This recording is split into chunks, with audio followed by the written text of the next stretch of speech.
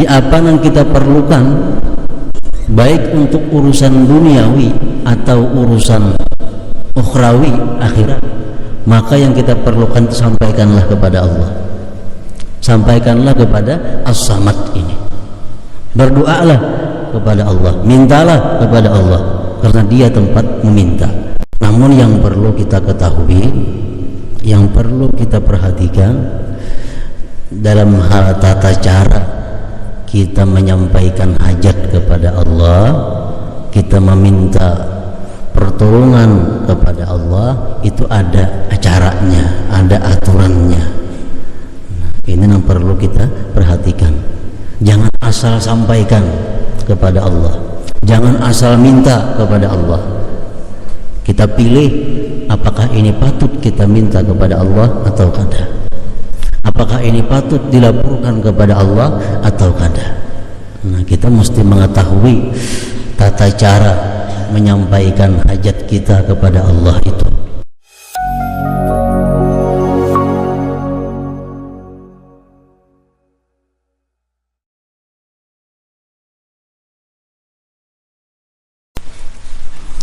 As-samin wa sittun min asma'illah al-husna As-Samad. Yang ke-68 daripada Asma'ul Husna ialah As-Samad.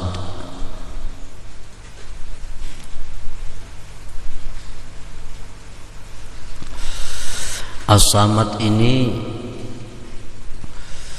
artinya yang masyhur, yang terkenal, huwallazi yusmadu ilaihi bil hawaij, Tuhan yang dihadapkan padanya pada segala hajat, Tuhan yang dilaporkan kepadanya segala hajat, Tuhan yang disampaikan kepadanya segala macam hajat. Ini tempat kita melapor, tempat kita menyampaikan keperluan kita, ialah As-Samad ini. Ini makna yang paling terkenal. Ada lagi 25 makna selain demikian itu. Para muhibbin rahimakumullah, huwallazi yusmadu ilaihi bil hawaij, dialah Tuhan yang disampaikan, dihadapkan kepadanya pada segala keperluan hajat kita. Jadi hajat-hajat yang ada pada kita, kita sampaikan kepada Allah. Itulah namanya Allah As-Samad. Allah senang, Allah cinta, bahkan Dia memerintahkan kepada kita agar menyampaikan hajat kita kepada Allah. Allah tidak senang, Allah bahkan marah kalau kita menyampaikan hajat kita kepada selain Allah Subhanahu wa ta'ala.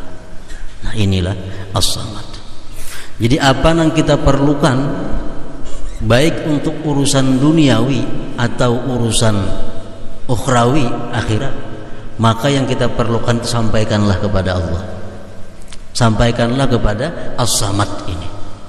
Berdoalah kepada Allah, mintalah kepada Allah, karena Dia tempat meminta. Para muhibbin rahimakumullah, namun yang perlu kita ketahui, yang perlu kita perhatikan dalam hal tata cara kita menyampaikan hajat kepada Allah, kita meminta pertolongan kepada Allah, itu ada acaranya, ada aturannya. Nah, ini yang perlu kita perhatikan. Jangan asal sampaikan kepada Allah, jangan asal minta kepada Allah. Kita pilih apakah ini patut kita minta kepada Allah atau kada, apakah ini patut dilaporkan kepada Allah atau kada. Nah, kita mesti mengetahui tata cara menyampaikan hajat kita kepada Allah itu. Kita mengetahui terlebih dahulu apa-apa yang mesti boleh kita minta kepada Allah,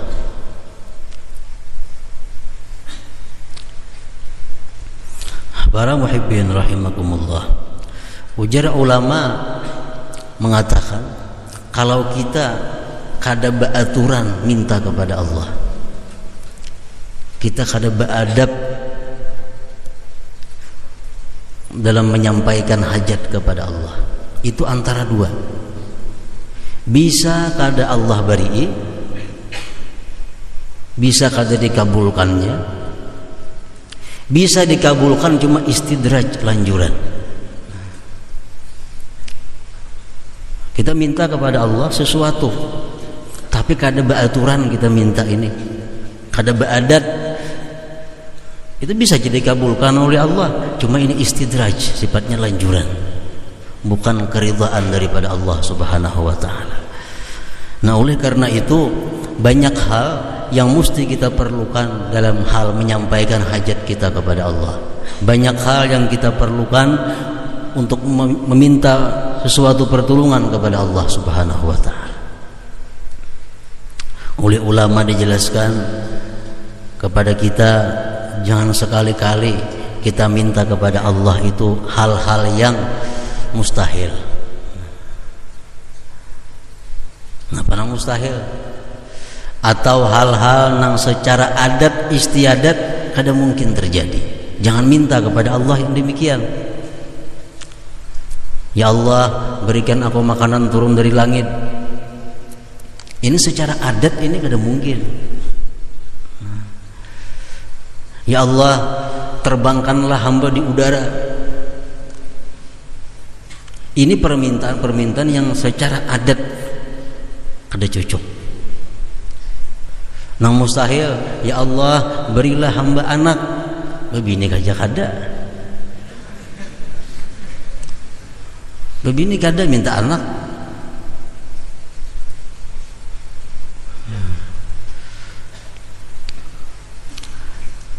Nah, ini hal-hal yang demikian jangan sampai minta kepada Allah, jangan sampai berdoa kepada Allah, karena ini bertentangan, kada boleh itu. Jangan sekali-kali kita menyampaikan hajat kepada Allah, menyampaikan keperluan kita kepada Allah, minta sesuatu kepada Allah yang mana tujuannya itu rusak menurut syariat. Nah, tujuannya ini kada bagus. Kita minta kepada Allah.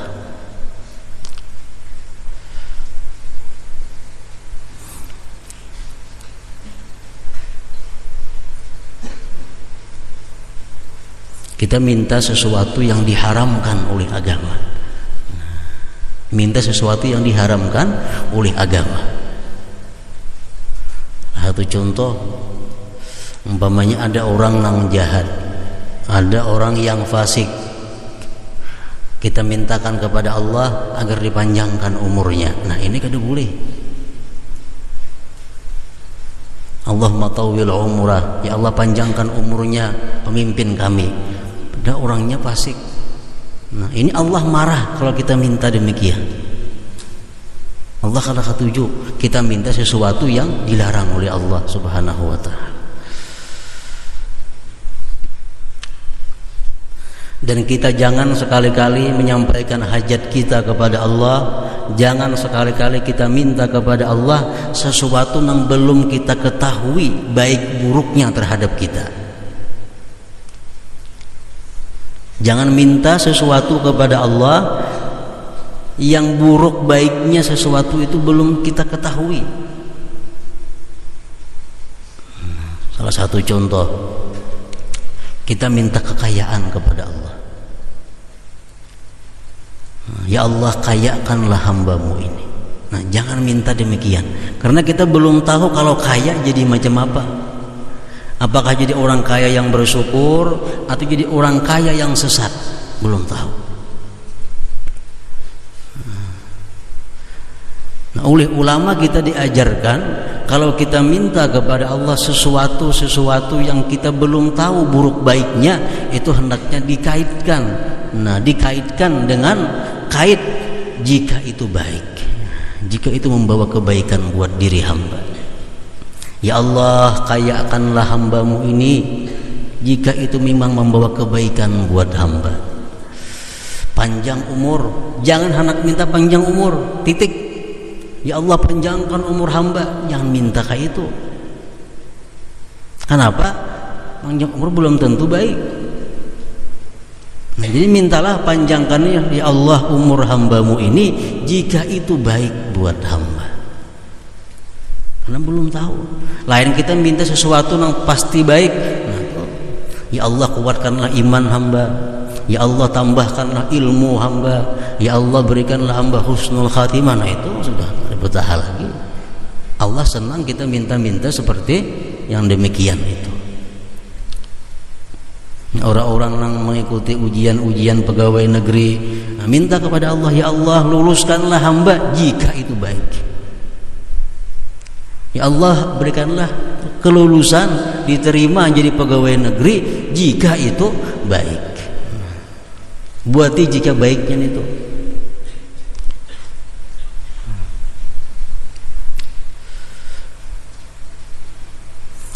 Nah Allah senang apabila kita berdoa sesuai dengan tata cara yang demikian itu. Nah kita berdoa, kita minta kepada Allah karena Dia As-Samad, tempat meminta. Kalau kita benar cara berdoa, walaupun apa yang kita minta itu kada diwujudkan dalam dunia, tetap diberi pahala oleh Allah Subhanahu wa ta'ala. Nah ini untungnya kalau kita berdoa tahu aturannya.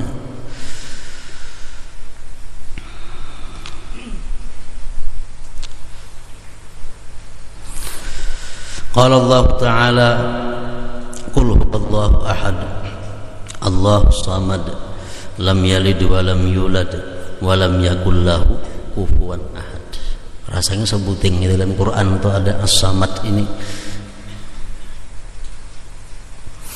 Seorang Arab Badawi, Arab dusun datang kepada Rasulullah sallallahu alaihi wasallam.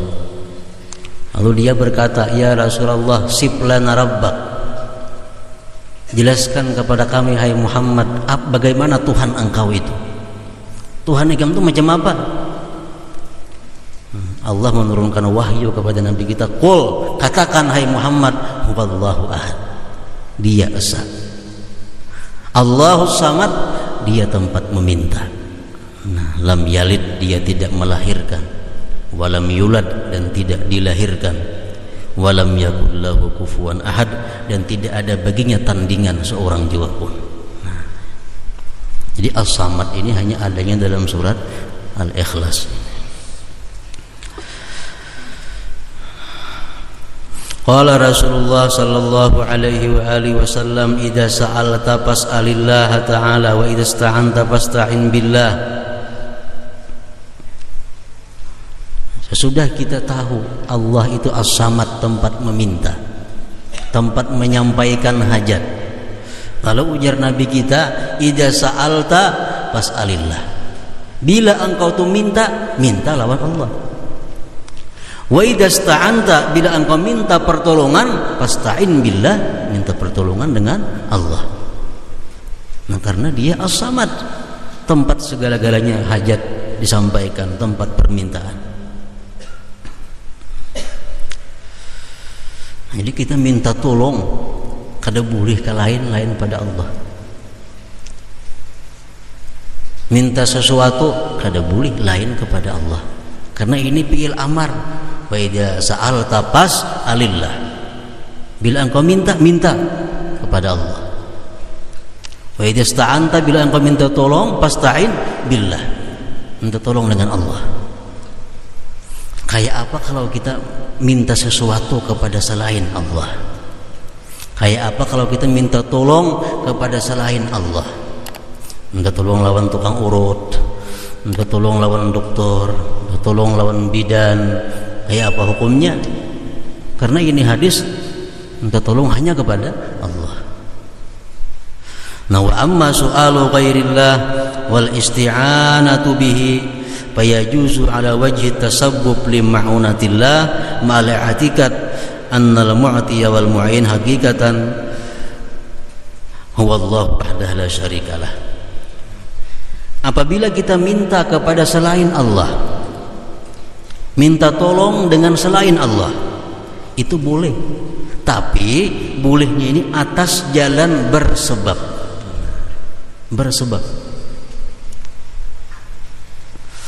bersebab untuk mendapatkan pertolongan dari Allah Subhanahu wa taala, beserta i'tikad dalam hati bahwa yang memberi dan yang menolong itu hakikatnya adalah Allah Subhanahu wa taala semata. Nah, ayo minta tolong kepada dokter, tolong Pak sakit parut, tolong dokter sakit kepala. Cuma kita anggap dokternya hanya sebagai sebab untuk mendapatkan pertolongan Allah Subhanahu wa taala. Kita bertakun jalan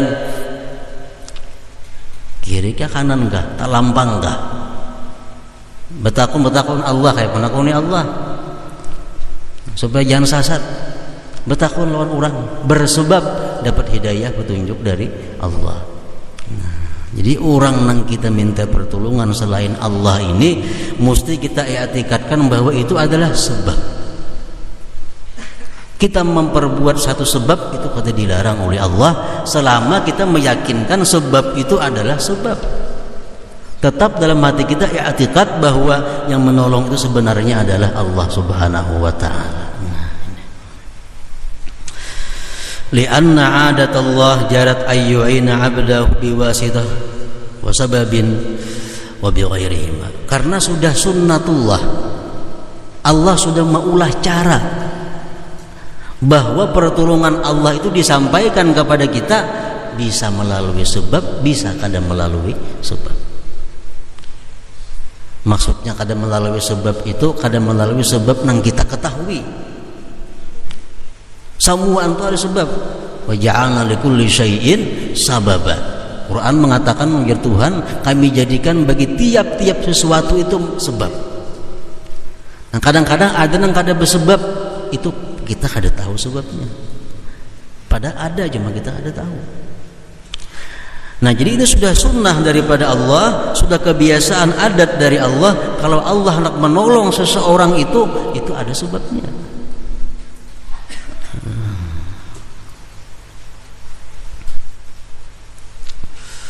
Jadi kada salah kita minta tolong lawan siapapun di antara hamba-hamba Allah. Kita minta apapun kepada hamba-hamba Allah selama kita mengiktikadkan bahwa yang kita lakukannya adalah bersebab untuk mendapatkan ma'unah Allah, pertolongan daripada Allah Subhanahu wa taala.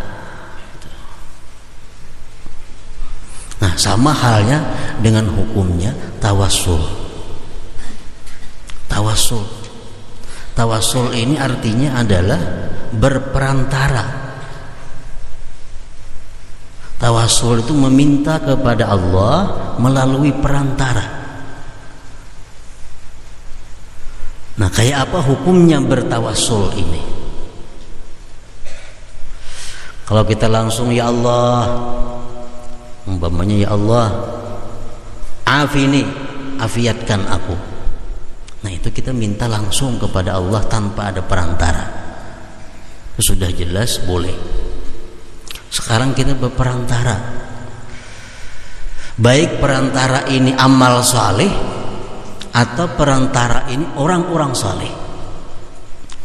Nah, amal saleh contohnya ya Allah, dengan berkah surah Fatihah afiatkan hamba. Nah, apakah boleh macam itu? Menurut pandangan para ulama-ulama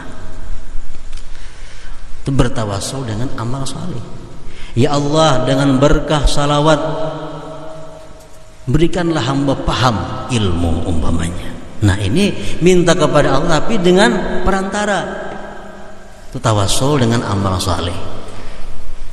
Macam orang yang tak kurung dalam gua, ada kan hadis yang masyhur, 3 manusia tak kurung dalam gua ada hawa keluar. Nah, ketiga-tiganya bertawassul melalui amal saleh. Nah, saya kong pernah ini gawiannya, nah saya kong pernah ini pernah itu, bertawassul dikabulkan Allah. Yang kedua, bertawassul dengan orang saleh. Ya Allah, dengan berkat Rasulullah tunaikan hajat hamba-Mu. Ya Allah, dengan berkat para wali Allah tunaikan hajat hamba-Mu. Ya Allah, dengan berkat orang-orang saleh tunaikan hajatku. Ini ngarnya bertawassul dengan orang saleh. Nah, kayak apa pandangan ulama-ulama Islam dalam hal bertawasul ini, karena ini kada langsung minta kepada Allah Subhanahu wa taala. Sedangkan hadis tadi kan langsung, kalau kamu minta kepada Allah, jangan pakai perantara. Nah, kayak apa kalau kita berperantara ini? Apa salah? Apa kurang baik? Atau mana lebih baiknya dengan langsung? Nah, para muhibbin rahimakumullah. Jadi bertawasul dengan amal saleh, artinya menjadikan amal saleh itu satu sebab, satu wasilah perantara kepada Allah untuk ditunaikan hajat. Itu tawasul dengan amal saleh tadi. Yang kedua, tawasul dengan orang-orang saleh, menjadikan orang saleh itu sebagai perantara kepada Allah untuk ditunaikan hajat. Kayak apa orang salihnya sudah mati? Kada jadi soalnya kita akan minta kepada orang saleh. Orang salehnya hidup kah mati ya kada jadi masalah, kita minta kepada Allah. Kada usah dipersoalkan mati hidupnya orang saleh itu, karena kita minta bukan kepada orang saleh, minta kepada Yang Maha Hidup. Nah, ada dua tawasul dengan orang saleh ini. Yang pertama, tawasul dengan berkah tadi.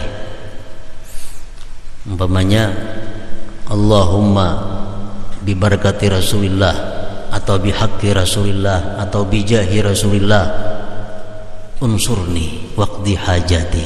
Ya Allah, berkat Rasulullah tolong hambamu. Tawasul ngarannya, tawasul dengan Rasulullah. Allahumma bijahil aulia, bibarakatil aulia, dengan berkah aulia, unsurni tolong aku. Bertawasul dengan aulia. Nah, boleh macam itu semacam. Ada tawasul yang kedua, langsung memanggil aulia atau Rasulullah. Ya Rasulullah unsurna, hai Rasulullah tolong kami. Ya wali Allah, hai wali-wali Allah tolong kami. Nah, ini bertawasul ya macam itu orangnya.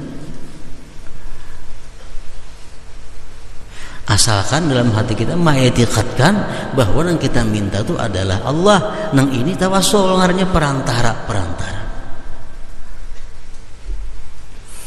Nah, jadi pandangan para ulama mengenai bertawasul tadi.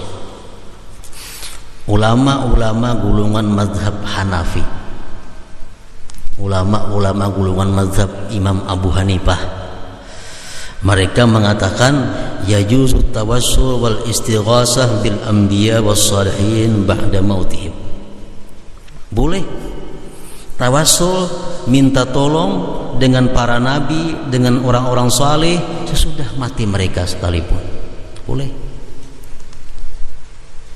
Ya. Kita di sini begana, ya Rasulullah umpamanya. Menurut mazhab Abu Hanifah, kebanyakan ulama-ulama Imam Abu Hanifah mengatakan boleh.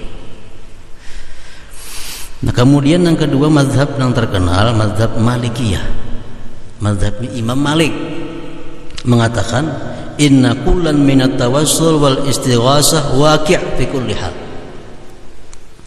Tawassul atau minta tolong kepada wali, kepada nabi, itu memang terjadi sejak dahulu kala, sejak Nabi Adam sampai hari kiamat tetap akan terjadi. Dibolehkan juga oleh golongan mazhab Malikiyah. Yang ketiga, mazhab Imam Syafi'i. Mazhab kita, ulama-ulama Syafi'i mengatakan al-istighasah bil anbiya wal mursalin wal auliya was salihin jaizah ba'da mautihim. Kita minta tolong, bertawassul kepada aulia, kepada nabi-nabi, orang saleh, boleh walaupun sesudah mati mereka. Itu mazhab Syafi'i. Yang ketiga, mazhab Hambali mengatakan al-istighasah wa tawassul bil anbiya wal salihin sabitun. Artinya kita bertawasul dengan nabi-nabi, dengan orang saleh itu sabit, memang ada itu. Memang ada. Kita membaca selawat kamilah, selawat yang terkenal kamilah tuh, itu bertawasul sebenarnya dengan Rasulullah. Allahumma salli salatan kamilatan wa sallim salaman taman ala sayyidina Muhammadin alladzi tanhallu bihil uqadu wa tanfariju bihil qurabu. Mudah-mudahan dengan Nabi Muhammad segala kesusahan kita jadi terangkat, duka cita kita jadi hilang dengan berkat Muhammad. Nah, bertawasul dengan Muhammad. Jadi selawat kamilah itu menurut 4 mazhab terkemuka ini benar, bagus dibaca artinya, karena tawasul itu memang sabitun ada.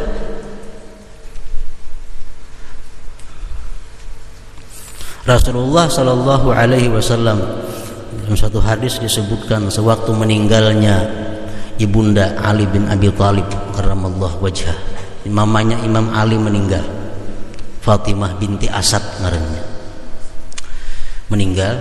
Rasulullah seorang yang mengurus kafannya, Rasulullah seorang yang menabuk liang lahatnya, bahkan sebelum itu barabah di liang lahat ibunya oleh Sayyidina Ali ini. Rasulullah berdoa dalam liang lahat napacang ditempati mamanya Sayyidina Ali ini. Ujar Nabi kita, Allahumma laqqin hujjataha wa wasi' madkhalaha bihaqqi nabiyyika wal anbiya min qabli ya arhamar rahimin. Ya Allah, talkinkan kepada dia hujahnya, luaskan kuburnya dengan berkah Nabi engkau dan para nabi-nabi sebelumnya.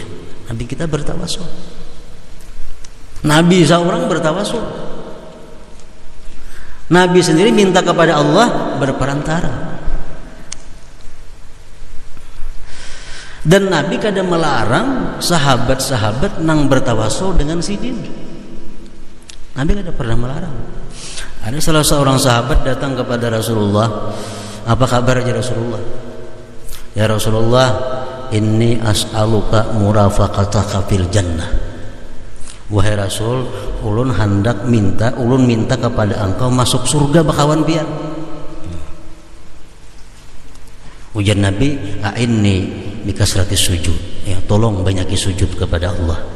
Nah, kada lawan Tuhannya minta, sahabat ini minta lawan Nabi. Wahai Rasulullah, masukkanlah aku ke surga bersama-sama engkau. Karena pada lawan Allah minta, lawan Nabi minta. Nah, karena sahabat ini tahu Nabi ini adalah wasilah, perantara antara dia kepada Allah Subhanahu wa taala. Nah, para muhibbin rahimakumullah.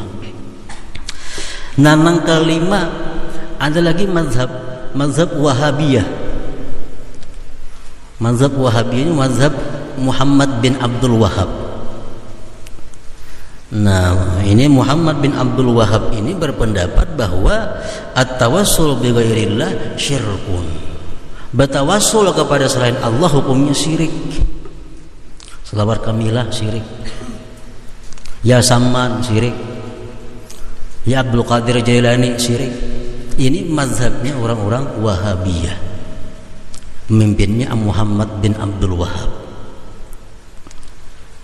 Nah, ini Muhammad bin Abdul Wahab berkata, ujar sidin, tongkatku ini lebih berguna daripada Muhammad yang sudah mati itu. Tongkatku bisa menghaga ular, bisa memburu kambing. Muhammad mati segenapa dia dikubur itu. Ini mazhabnya, ini yang melarang orang bertawasul kepada Allah Subhanahu wa taala. Jadi bertawasul itu boleh dan ada dasarnya selama kita punya i'tikad yang benar bahwa tawasul ya tawasul, perantara ya perantara, nang dituju ya nang dituju. Nang dituju siapa? Allah Subhanahu wa taala selaku yang memberi, yang menolong. Ini adalah sebab. Ini adalah sebab. Nah, kita mengiyaw umpamanya ya Syekh Abdul Qadir Jilani unsurni. Anda mengatakan, kenapa bagi orang mati? Kami bukan minta kepada orang mati, jawabannya kami minta kepada Allah. Kita minta kepada Allah, bukan kepada orang mati. Itu hanya sebagai tawassul, sebagai perantara. Jadi tawasul kita kepada seseorang yang dikasihi Allah, tawasul kita dengan amal-amal saleh, itu kadang bertentangan dengan keimanan kita kepada As-Samad, Allah tempat meminta. Kadang bertentangan. Silahkan hanya bertawasul, silahkan bertawasul, asalkan kita meyakini bahwa As-Samad itu hanya Allah, tempat memintanya satu adalah Allah. Nang ini hanya satu perantara, satu